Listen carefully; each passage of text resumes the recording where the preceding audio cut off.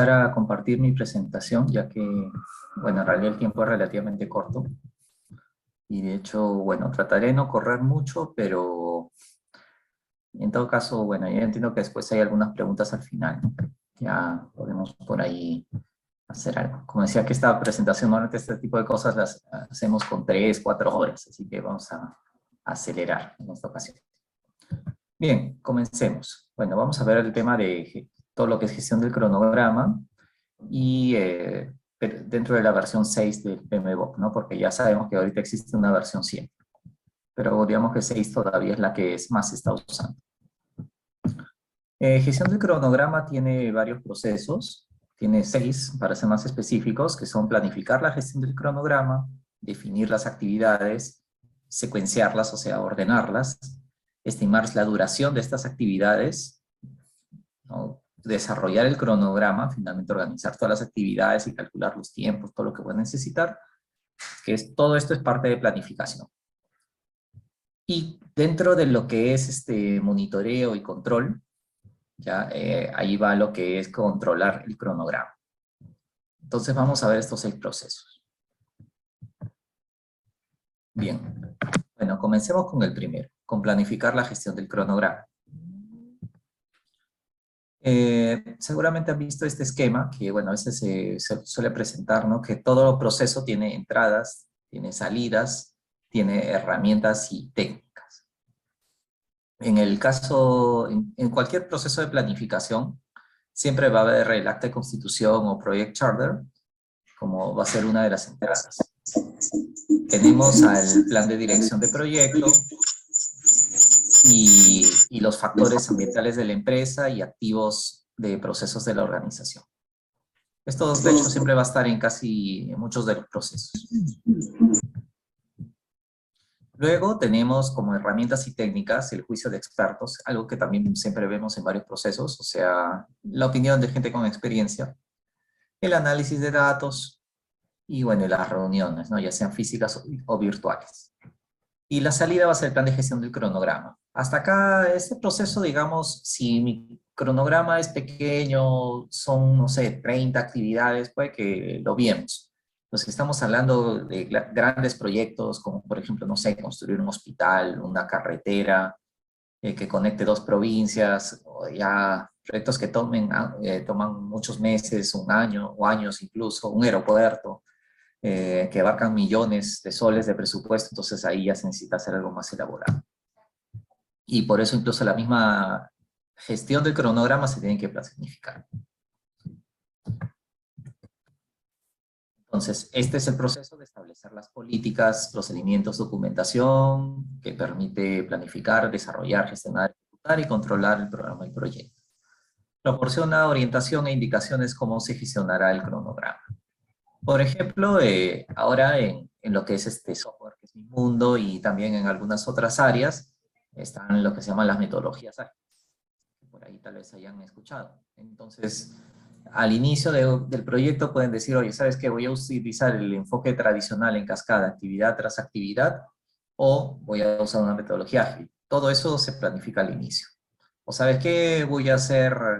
Puedo utilizar estos artefactos, todos estos procesos, voy a utilizar, no sé, mi proyecto es pequeño, lo planifico en Google Sheets, ¿no? Que es gratis. O ya, es un poquito mediano, lo hago nomás en Excel. O no, ¿sabes qué? Necesito Microsoft Project o Project Libre, alguna solución equivalente. O sabes que no, necesito algo más complejo, Jira, hay soluciones mucho más grandes, ¿no? Ese tipo de cosas se ven en este etapa de planificación. El segundo proceso, y bueno, no crean que todos los procesos son así de cortos, ¿no? De hecho, se van volviendo más complejos. El segundo proceso de los 6 es la definición de las actividades. Seguramente ya han visto la parte de la gestión del alcance y han visto la EDT, ¿no? La estructura de la división del trabajo, ¿no? Entonces ahí ya se han creado ahí está pues está la línea base de alcance, ¿no? Que involucra la EDT, el diccionario de la EDT y todos los artefactos que van de la mano. Entonces ya tenemos una serie de de niveles, de actividades, de entregables, y esto nos va a servir para definir las actividades, lo cual es el siguiente nivel. Esto se hace en este proceso. Entonces, para la definición de las actividades tenemos como inputs, como entradas, el plan de dirección de proyecto, la línea base de alcance. Por cierto, en esta presentación que supongo que se les compartirá después, lo que está en negrita es más importante. Y siempre los factores ambientales, los activos de los procesos de la organización. Herramientas y técnicas, las mismas, juicio de expertos, descomposición es importante, o sea, una actividad grande, un paquete de trabajo que seguramente han visto en el momento de ver la EDT, se va a desagregar. La planificación gradual, porque sabes que yo tengo un proyecto de 4 etapas o 4 fases, no es que me ponga a desmenuzarlo todas las actividades el primer día, sino que primero hago la primera etapa, luego cuando ya estoy a la mitad de la primera etapa puede que pase a la segunda, desmenuzarlo, y así progresivamente, o puede que no. Puede que sí, sabes que se considere conveniente por las dependencias y cosas que vamos a ver, hacerlo todo en una. Esas son las herramientas y técnicas. La salida, una lista de actividades que van a ser parte de mi proyecto. Estas actividades salen de los paquetes de trabajo. Los atributos de la actividad, ¿no? Que puede ser un primer momento cuánto va a durar, cuánto creo que va a durar, qué recursos voy a necesitar, recursos ya sea como humanos, personas, recursos como maquinaria, equipos, infraestructura, ambientes, lista de hitos, cuáles son las fechas clave. Tengo que entregar esta obra el 20 de junio.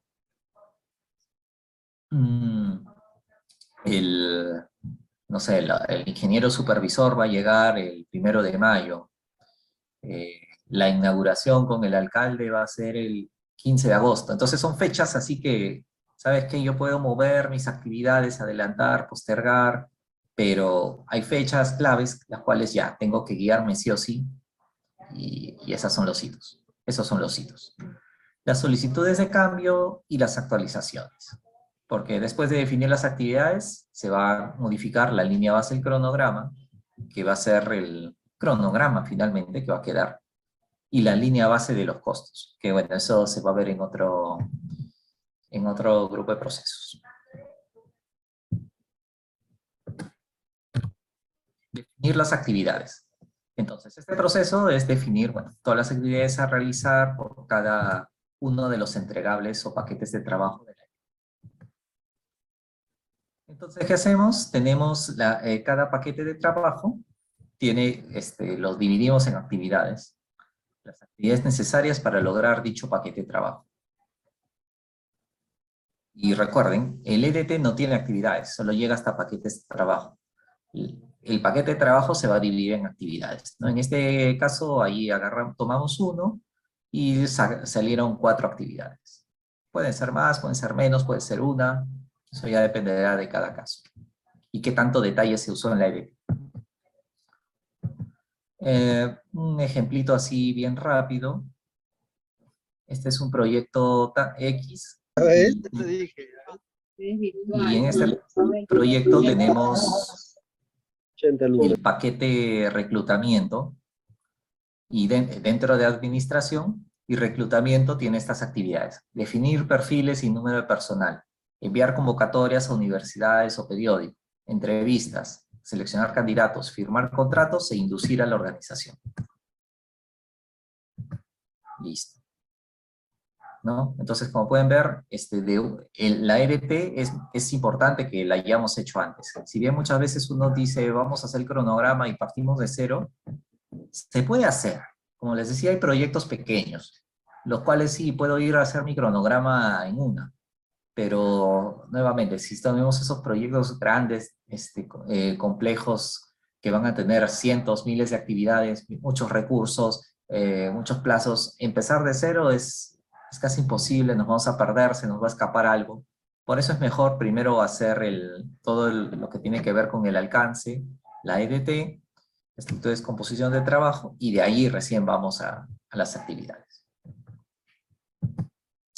Bien, El tercer proceso, secuenciar las actividades. Ya tenemos definidas, al menos a alto nivel, qué consiste cada una de las actividades que va a necesitar nuestro proyecto. Ahora va a tocar ordenarlos.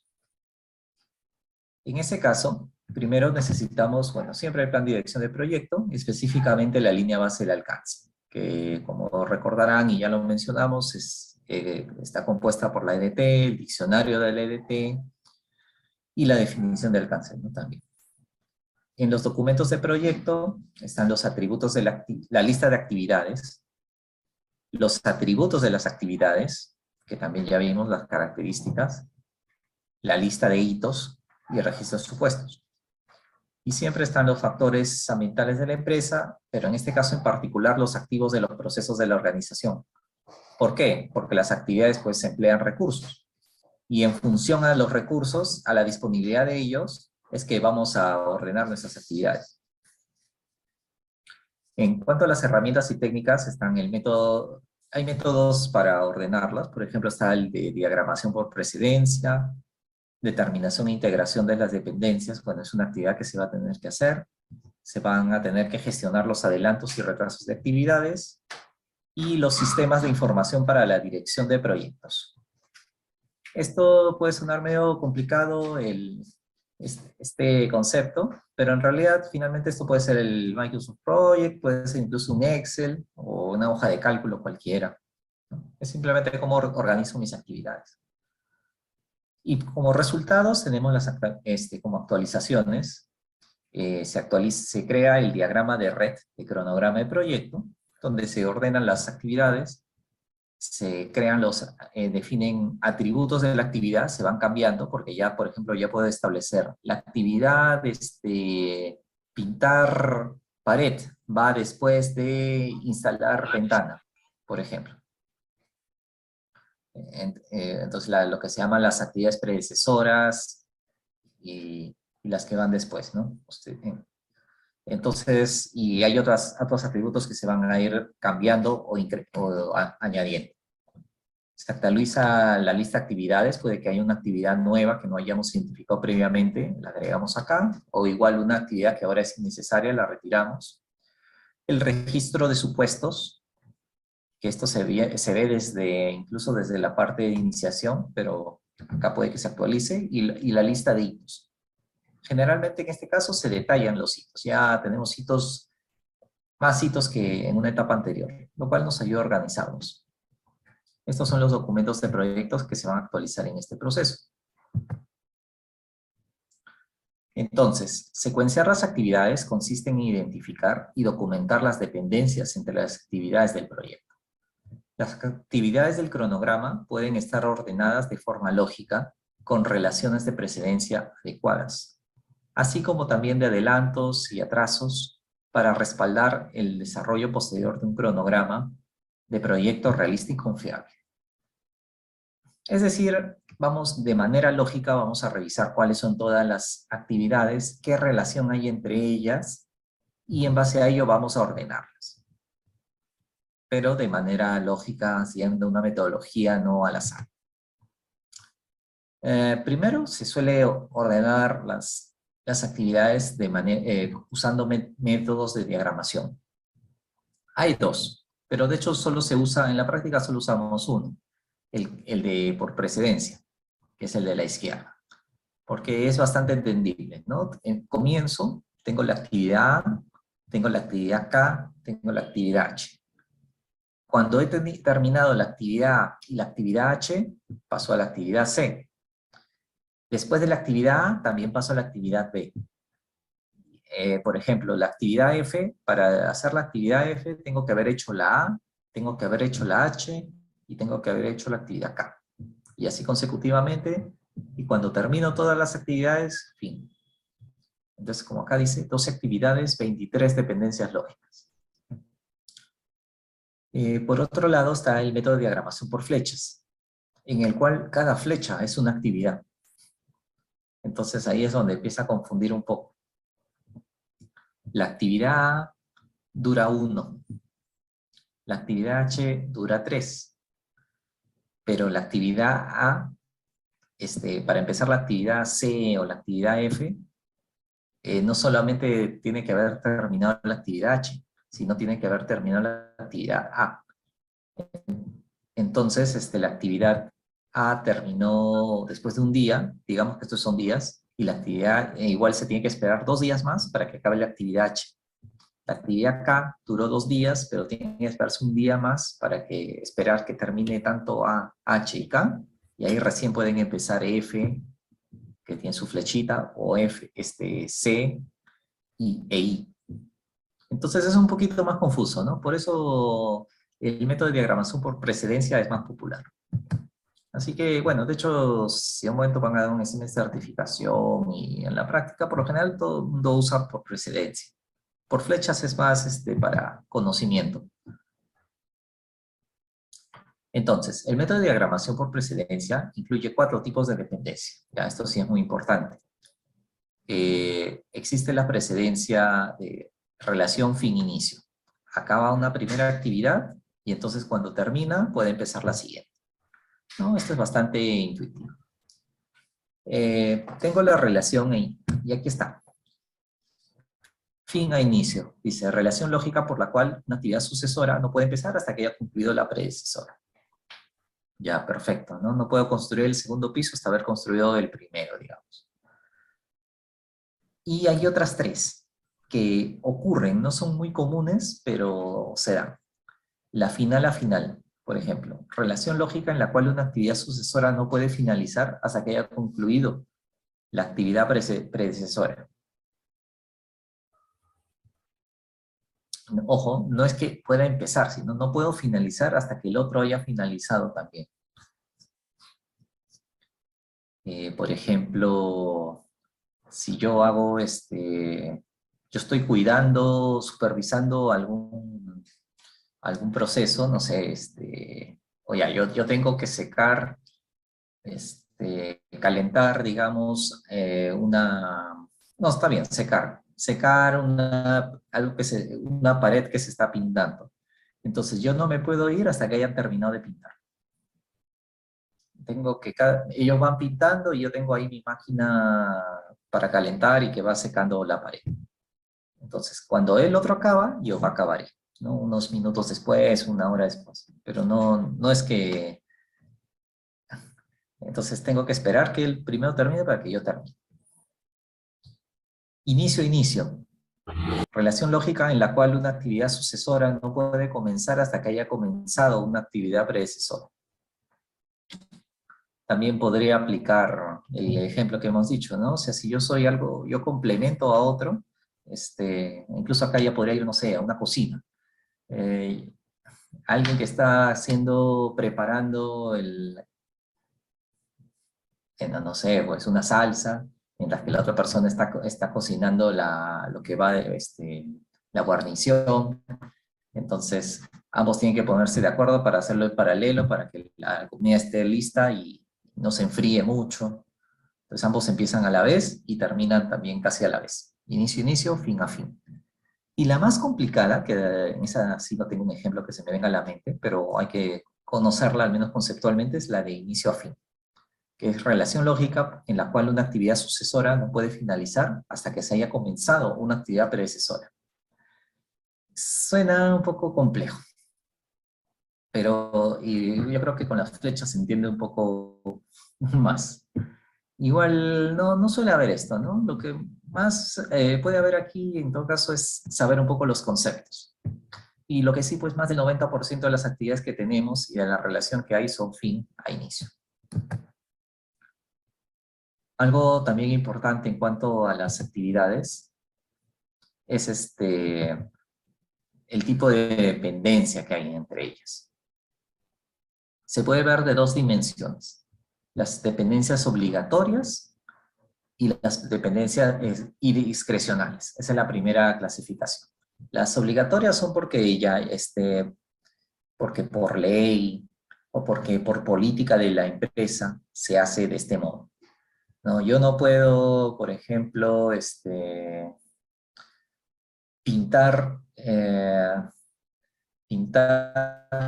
una pared hasta, bueno, disculpen, yo la verdad no sé mucho de construcción, ¿no? Solo salvo cuando yo pintaba en mi casa. No se puede pintar una pared hasta 3 días después de que se haya construido, por decirlo así. Pero puede que hayan otros lugares donde lo hacen 2 días, otros donde lo hagan 5 días. Pero ya, la política de la empresa es que son 3 días. Entonces, es una dependencia obligatoria. Una dependencia discrecional, en cambio, es una que se establece internamente en base a mejores prácticas dentro de la organización, pero en caso de que sea necesario, es más fácil de modificar. Podría ser que normalmente siempre se pone el techo, o se pone primero el piso y luego o no, bueno, se pone, no sé, pues en una vivienda se iba a poner escarchado en el techo. Entonces, lo que se suele hacer en la organización es que siempre ponemos escarchado antes de poner el piso. ¿Por qué? Porque como caen trocitos y el piso se puede dañar, digamos que el piso iba a ser de parquet, de madera. Entonces siempre ponemos el escarchado y luego se pone el parquet. Eso es algo que normalmente lo hacemos así en nuestra organización que hace decoraciones. Es una dependencia discrecional. Dependencias externas e internas. Esa es la segunda clasificación. Las externas están fuera del control del equipo. Si es algo de la empresa, o algo peor, aún regulado por el gobierno, por alguna autoridad, de hecho es externo. Si es algo que dentro del equipo se puede cambiar, o sea que nosotros como director de proyecto o miembros del equipo podemos modificarlo, es dependencia interna. Pero si depende de la gerencia general, del directorio, o como digo, peor aún, del gobierno, de alguna regla de fuera, es externo. Y bien, ese es el tercer proceso. Entonces, ya estamos a la mitad. En realidad, no. Hemos hecho la parte más corta. Ahora vamos ya a donde sí hay un poquito más de detalle. Entonces, pasamos a lo que es estimar la duración de las actividades. En este proceso de estimar la duración de las actividades, las principales entradas son la línea base del alcance, que bueno, siempre se va a ir actualizando, se toma como referencia, los atributos de la actividad, la lista de actividades, la lista de hitos, la estructura de desglose de recursos. Así como hay una EDT, estructura de desglose de trabajo, también hay una de recursos, de todos los recursos que voy a necesitar para mi proyecto. Recursos técnicos, no normalmente, no personas. Acá estamos hablando de materiales, insumos, maquinaria, ese tipo de cosas. Calendario de recursos también. ¿Cuál es la disponibilidad que tenemos para estos recursos? Requisitos de recursos y registro de riesgos. Por ejemplo, los riesgos, ¿por qué? Porque si estoy haciendo una obra civil, puede que me interese el clima, ¿no? Es diferente construir en noviembre, diciembre, que ya hay lluvias, hacerlo en junio. Entonces, la probabilidad de lluvias es menor. Ese tipo de cosas. Factores ambientales de la empresa y activos de los procesos de organización. Los activos, bueno, son los recursos. También podría considerarse las personas que van a participar.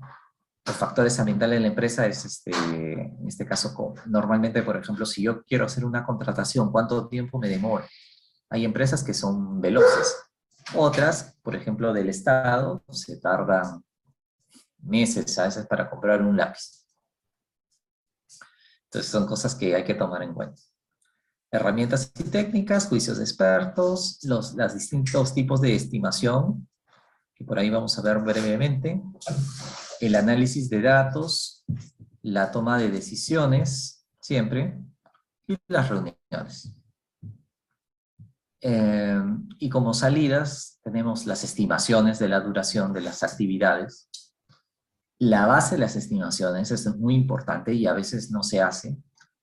Es por qué hemos estimado de esta manera. Esto es muy importante, uno, para entender claro y por qué estimamos la actividad duró 5 horas y después en el futuro tenemos otra actividad A y tal vez pues sean 5 horas más. O tal vez no, pero tener claro por qué. ¿Por qué esas 5 horas, por qué llegamos a esa conclusión y no a otra? Y bueno, los documentos del proyecto que se actualizan, ¿no? Atributos de la actividad, registros de supuestos, lecciones aprendidas. Entonces, estimar la duración de las actividades. Consiste en estimar la duración en periodos laborales que se requerirán para completar cada actividad del cronograma. Pueden ser horas, pueden ser días. Normalmente debería ser horas o días, no, ni más ni menos. Para determinar las duraciones de las actividades se debe tomar en cuenta los recursos asignados a la actividad, la capacidad o productividad de dichos recursos, información histórica, proyectos anteriores similares, bases de datos comerciales, conocimientos y experiencia del equipo de proyecto, ¿no? Porque siempre que veamos recursos, y bueno, eso también se va a ver con otro grupo de procesos, los recursos se dividen para efectos del PMI en recursos humanos y recursos físicos propiamente dichos. Recursos humanos viene a ser el equipo del proyecto y aquellas personas que vayan a ser necesitadas para alguna actividad. Y bueno, el otro caso, pues ya dijimos, maquinaria, insumos, computadoras, etc. Movilidad. Entonces, acá tenemos un proyecto, ¿no? Nuestro Gantt, el área de administración, nos recordarán, reclutamiento, que venía a ser uno de los paquetes de trabajo, y tenías enviar, definir perfiles, enviar convocatorias, realización de entrevistas. Cada uno de estos es una actividad y van a tener una secuencia y un tipo de ejecución. Entonces ahí se va a ir viendo distintas cosas, ¿no? O sea, no es solamente que esta actividad va a durar 2 días, entonces empieza el lunes, termina el martes. Luego tengo otra actividad que dura 3 días, del miércoles al viernes. Por ejemplo, algo que a veces olvidamos es ver el calendario. Herramientas como Project te permiten configurar tu calendario antes de empezar. ¿Qué significa? Por ejemplo, los feriados. Y es importante que a veces establecer todos los feriados, porque a veces se nos pasan algunas fechas, o bueno, no necesariamente que sean feriados en sí, pero fechas importantes para la organización. Por ejemplo, tal día era la cena navideña, no sé, por decir cualquier cosa. O este día hay un evento por el cual, reunión de planificación, por lo cual tal persona que iba a participar no va a estar. Y bueno, y en el sector público ni qué decir, ¿no? Ahí y encima con todos los cambios que hay todo el tiempo. Por ejemplo, una anécdota así bien breve, yo cuando hace tiempo trabajé en el Ministerio de Educación y yo veía proyectos de sistemas. Entonces había quedado tal actividad para el 15 de noviembre del 2017. Y no sé si recordarán que hubo el 15 de noviembre del 2017, o en realidad, para ser más exactos, el 14 de noviembre. Bueno, ya, fácil no lo recuerdan. Ese día fue pues el partido de, ¿cómo llaman esto? Repechaje de las eliminatorias de Perú con Nueva Zelanda. Y al presidente se le dio porque si Perú clasificaba al Mundial, si ganaba, el día siguiente iba a ser, el viernes 15, iba a ser feriado. Y ya, pues, y al final, bueno, pues no, Perú ganó, fue al Mundial, todo, pero eso significó que el día 15 fuera feriado y yo había quedado con unos proveedores que tenían que entregarles ciertos productos el día 15. Pero como finalmente fue feriado y no fueron a trabajar, todo se me retrasó una semana porque tuve luego que conseguir nuevas fechas y cosas por el estilo. Por eso es muy importante tener claro estas cosas y tener holguras, es decir, espacios por ahí para adecuar en caso que tengamos alguna contingencia, alguna situación. Bien, hay varios métodos de estimación. Uno puede ser la estimación análoga, simplemente sabiendo, oye, en el pasado construir pintar una pared de 10 metros cuadrados me tomó 4 horas. Ya, entonces ahora también me debe tomar 4 horas. Simplemente, ¿no? O incluso. Entonces, una técnica rápida y económica, pero imprecisa. Puede servir para el caso de pintar una pared, pero ¿qué pasa si es, por ejemplo, tengo que construir una casa de 3 pisos? Y bueno, ya en este caso es como que es un conjunto habitacional, hay que construir 20 casas. Entonces allí no es que simplemente construir una casa antes y me tomó tanto y ahora va a ser lo mismo, ¿no? Hay hay factores, ¿no? Que tomar en cuenta, los suelos, la infraestructura de saneamiento, y en fin. Tenemos la estimación ascendente. Bueno, pero en caso que no haya nada, ninguna forma de estimar, la más básica, la más fácil es esa, ¿no? La estimación. Luego está la estimación ascendente, que consiste en descomponer el trabajo de la actividad en partes menores.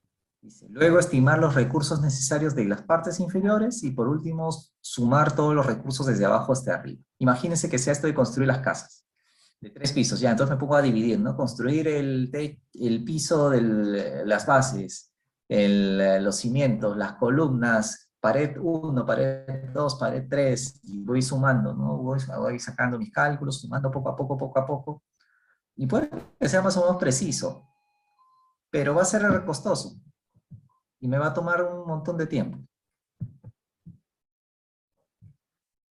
Bien. Siguiente tipo de estimación, la paramétrica. Aquí si ya tenemos algo de información, podemos matemáticamente simbolizar todo y sacar una curva. Pero para esto necesito bastante información. Y construir esta información, ¿no? Hacer como y sacar los puntitos, o sea, tabularlos, y ya en base a eso aplico mis conocimientos de matemática. No, bueno, en este caso no vamos a entrar a tanto detalle, ¿no? Cómo se ve cada uno de este tipo de estimaciones. Igual ahí hay un enlace abajo, por si se quiere profundizar.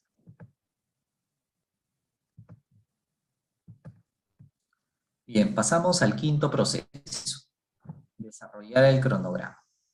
Ya, este tal vez es uno de los más largos. En desarrollar el cronograma, tenemos como insumos el plan de gestión del cronograma, la línea base del alcance, están los atributos de la actividad y bueno, y la lista de actividades. Están las estimaciones de la duración de las actividades, ¿no? Que ya lo hicimos en la etapa previa.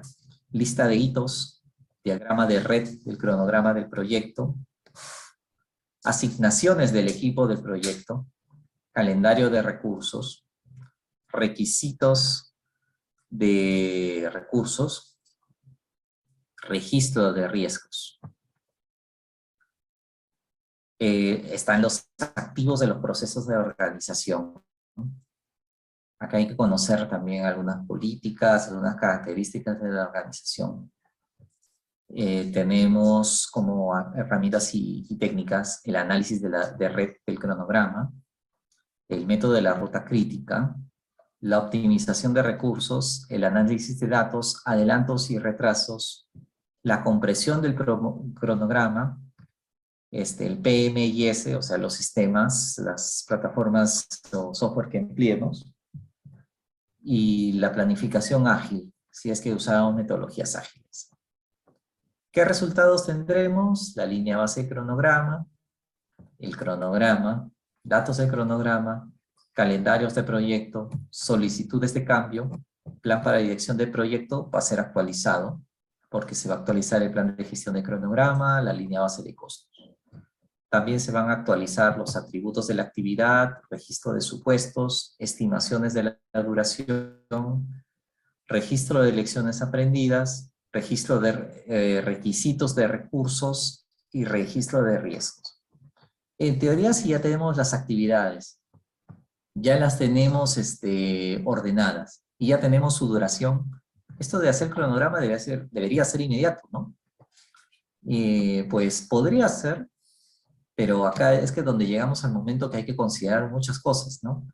Por ejemplo, sí, una actividad va después de otra, pero ¿qué pasa si resulta que tal recurso solamente se puede utilizar en tal fecha o que tal actividad va antes de esta? En fin, hay muchas cosas que se empiezan a cruzar aquí y lo que o lo que pasa en la práctica. Supuestamente yo tenía 30 días para hacer esto, pero resulta que al final no, ¿sabes qué, mano? O cholo, esto tenemos que sacarlo en 3 semanas, ya no en un mes. ¿Cómo hago? ¿No? La típica. O porque yo me retrasé. Y el plazo es el plazo. Pero ¿sabes qué? Ya terminé lo anterior una semana después y tengo que ponerme al día. Todas esas cosas toca verlas aquí. Bien. Desarrollar el cronograma entonces consiste en determinar, ahí falta una R, las fechas de inicio y fin planificadas para las actividades del proyecto. Para ello se analiza las secuencias de las actividades, la duración de las actividades, los requisitos de los recursos y las restricciones. Todo ello con el fin de crear un cronograma realista y efectivo. Las restricciones son fechas impuestas para el inicio y fin de ciertas actividades. Decimos, empezar no antes de tal fecha, terminar no después de tal otra. Que bueno, ya hablamos anteriormente, ¿no? Por ejemplo, también cuando está en el Ministerio de Educación, a veces los plazos podían ser pues el inicio o el fin de clases. Existían lo que llamaban los juegos florales, los juegos deportivos, y a veces que habían desarrollos para ello también, tenían que ser para tal etapa. Y las fechas, bueno, y en el Estado te dicen, no, esto no se puede verificar porque esta fecha ya ha sido establecida por resolución. O sea, ya sea un documento firmado por un viceministro, un director, entonces como que no, esto se tiene que salir sí o sí. Requerimientos del patrocinador, cliente u otros interesados, porque sucedan ciertos eventos o se completen determinados entregables adicionales en una fecha específica. Cosa que no debería pasar, pero en la práctica ocurre, ¿no? Incluso estamos hablando desde el punto de vista legal o formal, porque a veces pasan también requerimientos que no son tan legales. Pero bueno, eso no lo vamos a considerar acá. Pero hacemos el tratamiento sería lo mismo, ¿no? Y en el caso de las fechas, también pues como mencionamos anteriormente, está el tema del clima, la temporada, las fiestas, los feriados. Una vez establecidas las fechas, solo podrán ser movidas con las aprobaciones respectivas. Es decir, esto va a tener que pasar por aprobaciones de nivel directorio, del sponsor, de quien puso la plata en el proyecto, todas a todo nivel. De allí tenemos técnica de evaluación y revisión de programas, o PERT.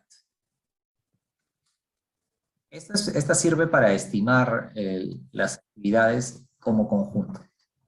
También se puede haber utilizado en la actividad, en el proceso de estimación de la duración de las actividades. Aquí, por ejemplo, tenemos en esta técnica, primero se dice, ¿no? Es una técnica de análisis que sirve para ver la duración del proyecto cuando hay mucha incertidumbre acerca de las estimaciones de duración de las actividades. Acá lo que sí es necesario para poder trabajar con esto es establecer un escenario optimista, un escenario pesimista y un escenario más probable. El optimista O, el pesimista P y el más probable M. Y lo que se hace es, se saca un promedio, por decirlo así. Pero en este promedio no es que se suma el pesimista, el optimista y el promedio y el estándar y se divide entre 3, sino que al escenario más probable, al M, se multiplica por 4. Y todo esto se divide entre 6. Y bueno, acá entran algunos conceptos estadísticos que no vamos a pasar de largo, como la desviación estándar y la varianza. Bueno, la desviación estándar es que tanto más menos me puedo desviar, ¿no? Y la varianza es la desviación estándar al cuadrado. Entonces, acá tenemos en el ejemplo que está aquí a continuación, tenemos la actividad A, B, C, D. Vemos sus duraciones, está su cálculo de su PERT de cada una, es decir, por ejemplo, para la actividad A, lo que hicimos fue tomar el P más M por 4, 27 por 4, más 47, más 14. Todo eso lo dividimos entre 6, nos da 28.7. Y así se hace con las demás. El PERT, el tiempo estimado de todo el proyecto, es 170. Se suma. La desviación estándar de cada uno no se puede sumar. 550, 8, 150, 217. Esto no se suma.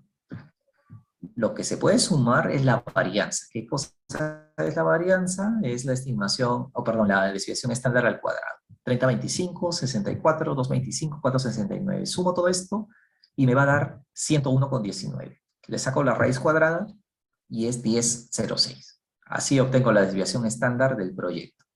¿Esto qué quiere decir? Que mi proyecto de 4 actividades durará 170, bueno, con una confianza, 95%, una cosa así, durará 170, digamos que estos son días, 170 días más menos la desviación estándar, más menos 10 días.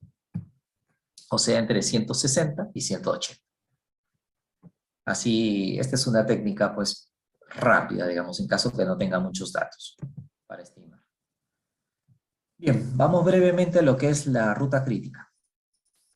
El método de la ruta crítica es la ruta de duración más larga del diagrama de red y la de menor tiempo para terminar el proyecto.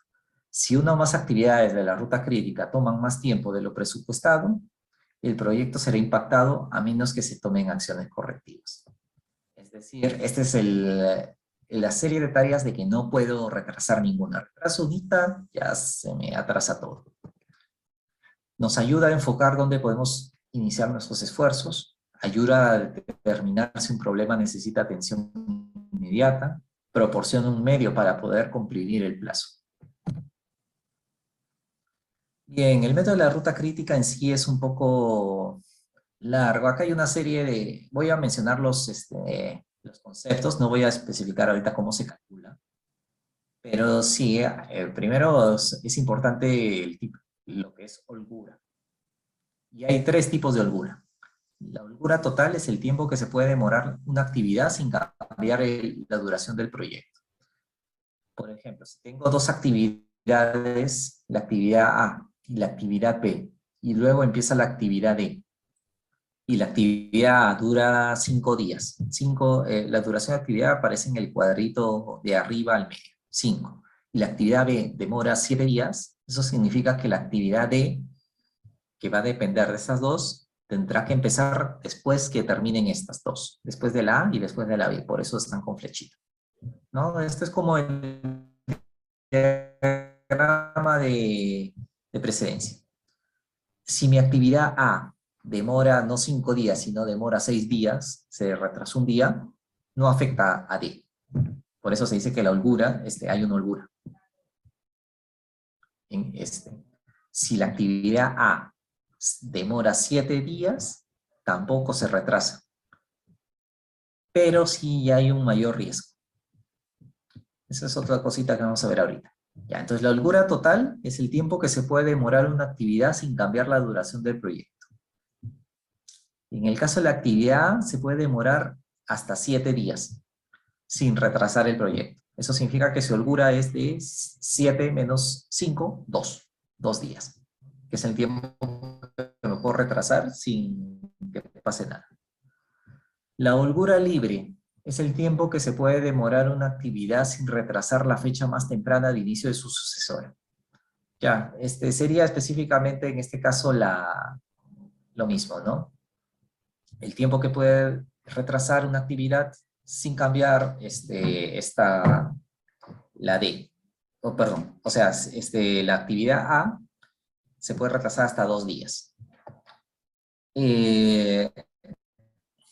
Si se retrasara la actividad D, por ejemplo, significaría que se retrasaría la actividad G. Y a ver, la actividad A dura 5 días, la actividad B dura 7. Recuerden que es el cuadradito de arriba en medio. la actividad D dura 8. Entonces, ya bueno, sabemos que la más larga es B. Entre A y B, A dura 5 y B dura 7. Entonces, B dura 7 días. D dura 8 días. Ahí van 15. G dura 4 días. 15 más 4, 19. Entonces, las actividades B, D y G toman 19 días. Pero las actividades B, C, F y H toman 7 más 2 más 3 más 6. 18 días, ¿no? O perdón, 7 más 2, 9. 9 más 3, 12. 12 más 6, 8. 12 más 6, 18, perdón. Mientras que la A, bueno, y acá arriba, 7 más 8, 15. 15 más 4, 19. Entonces estamos viendo que en este caso, acá si vamos por esta ruta de abajo, tenemos 18 horas, 18, bueno, días de duración. Y si vamos por acá arriba, pero acá también tenemos este camino, 7 más 2, 9. 9 más 4, 13. 13 más 6, 19. El punto es que en este caso el proyecto está hecho para que dure 19 días, ¿no? Viendo las distintas opciones que hay.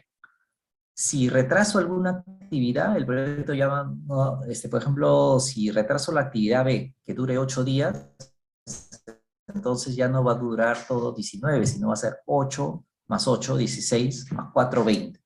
Entonces todo el proyecto se retrasa un día. Ahí ya se alteró mi ruta crítica. Bueno, entonces tenemos la holgura total, tiempo que se puede demorar una actividad sin cambiar la duración del proyecto. La holgura libre, tiempo que puede demorar una actividad sin retrasar la fecha más temprana de inicio de la sucesora. Y la holgura del proyecto es el tiempo que se puede demorar el proyecto sin retrasar la fecha externa de finalización impuesta por el cliente. Esta puede ser negativa. Una holgura negativa es cuando, según mi actividad, demora 20 días, pero resulta que tengo que entregarlo en 15. Pues. Entonces ahí estoy mal, tengo un problema. Tengo que hacer algo. Y justamente, ¿qué hago? Ahí viene lo siguiente, la compresión del cronograma, que es algo que también lo vamos a ver brevemente. Sí, yo sé que lo anterior es bien un poco confuso, normalmente me tomo más tiempo en explicarlo, ahí me disculpará. En este caso solo lo vamos a presentar. La compresión de cronograma maneja, en este caso, no tengo 20 días según mi cronograma, pero ¿sabes qué? Tengo que entregarlo en 15 días el proyecto. ¿Cómo hago? Hay dos técnicas, intensificación o crashing y ejecución rápida o fast tracking. Entonces, gráficamente los ilustramos. En el caso de ejecución rápida, lo que se hace es, empiezo a hacer actividades en paralelo. No voy a instalar, mientras alguien, normalmente pongo el techo, decía, el escarchado del techo y el piso de abajo. Pero ¿sabes qué? Primero el escarchado y luego el piso. Pero no, ahora ¿sabes qué? Vamos a empezar a hacerlos en paralelo. Entonces, ¿qué riesgo va a haber? Pues alguien está haciendo el piso abajo y arriba, uno, que se van a estar chocando las personas, dos, que no pone bien el escarchado, le cae encima a la gente abajo, le malogra el piso, hay un riesgo elevado. El otro es intensificación. Tengo una pared, normalmente un muro de 20 metros, y normalmente a una persona le toma 3 días pintarlo. Y yo inicialmente había puesto una persona, pues ahora pongo a 2. De modo que ya no le toma 3 días, sino les toma día y medio. ¿Qué significa esto? Menos tiempo, probablemente, pero más recursos, ¿no? Porque la persona se le paga. Entonces, esas son las dos estrategias. Intensificación, usas más recursos, pero con mayor costo. Y la ejecución rápida, comprimes todo, pero aumentan los riesgos. Y eventualmente los costos también. ¿Qué vamos a tener finalmente? El cronograma, ¿no? Donde vamos a graficar Están las duraciones, la fecha de inicio, la fecha de fin, las predecesoras, o sea, la relación que hay entre las actividades, que normalmente va a ser después de, aunque también podría haber otro tipo de dependencias. Por ejemplo, acá dice formación, 210, formación project, 5, después que haya terminado la actividad tal, más 5 días. Eso también puede pasar, ¿no? Por ejemplo, ya yo voy a pintar la pared, pero tiene que estar una pared recién construida, pero tiene que haber secado primero. Entonces, ya ese secado dura 5 días, por decirlo. Igualito acá hay, ¿no? Es 3 días o hay actividades que pueden ir en paralelo, todo eso.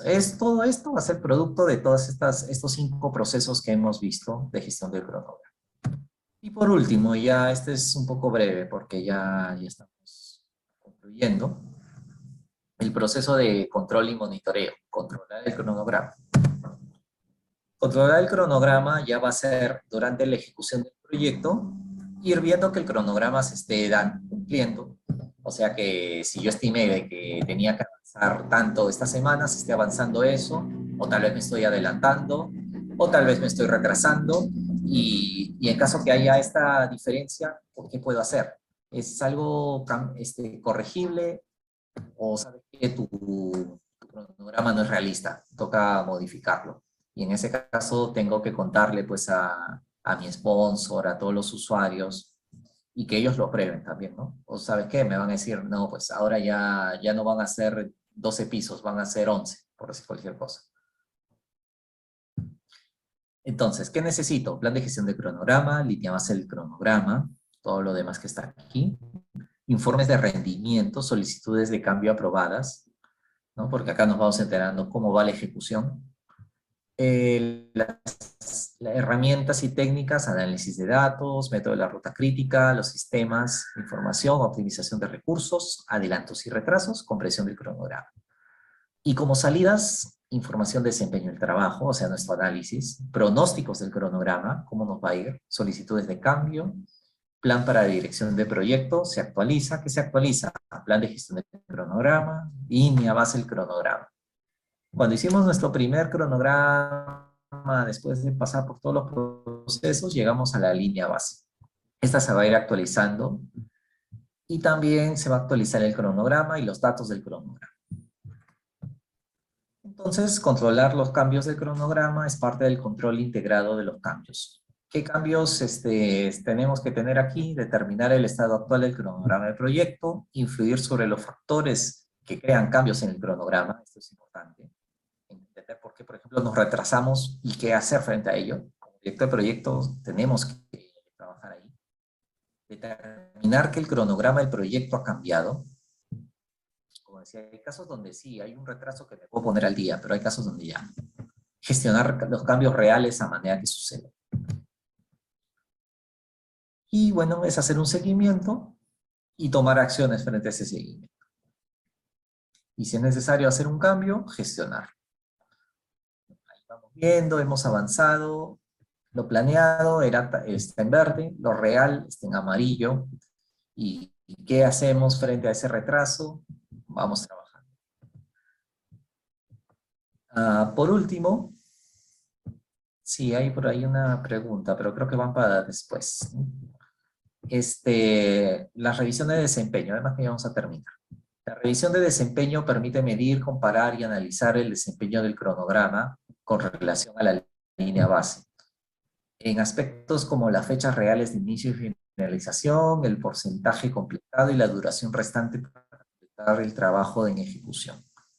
De hecho, también ya en el siguiente grupo de procesos, cuando se vea gestión de costos, también se va a ver los famosos indicadores de CPI y SPI, que nos van a decir qué tan adelantados o atrasados estamos, y también, bueno, qué tanto hemos usado nuestro presupuesto, si estamos gastando de más, de menos, y cositas por el estilo, que van a hacer permitir una medición más objetiva. De hecho, la gestión del cronograma y la gestión de costos van de la mano, porque si yo veo que estoy retrasándome, pero he gastado menos de lo que debería, entonces puedo invertir un poco más. puedo hacer un poco de intensificación, puedo contratar más recursos y recuperar el tiempo perdido. El problema es si he gastado de más y estoy atrasado, ¿no? Ahí sí, ahí toca hacer un análisis más profundo y ver qué se puede hacer. Bien, esto ha sido, bueno, como digo, disculpen que tal vez no haya podido explicar mucho, pero como acá el contenido es bastante grande y hemos tenido que correr un poco para más o menos meterlo dentro del plazo o el periodo que teníamos, ¿no? Igual, bueno, entiendo que hay una sección de preguntas a continuación y nada, ahí están mis datos de contacto. Muchas gracias.